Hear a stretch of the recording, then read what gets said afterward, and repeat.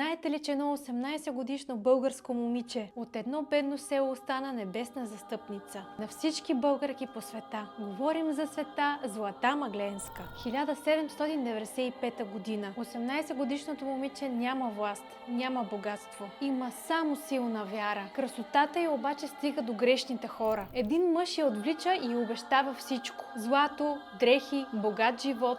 Но срещу едно условие – да се отрече от Христос. Злата отказва. Започват заплахи, натиск, мъчения. 6 месеца се опитват да я пречупят. Дори родителите я молят поне да се престори, за да остане жива. Но тя казва само едно: от Христа няма да се отрека. Тайно изпраща писмо на монах от Света гора и го моли той да се моли за нея, да издържи до края. На 18 октомври 1795 година Злата умира мъченически. А след смъртта си се превръща в една от най-почитаните светици на Балканите. Днес света Злата Мъгленска е небесна закрилница на българките по света. Едно бедно момиче от малко село, което цяла империя не успява да пречупи. А вие чували ли сте за света Злата Мъгленска? Напишете в коментарите поклон за нея, за да я уважим за силната й вяра. Последвайте ме за още забравени истории от нашата земя. Благодаря ви!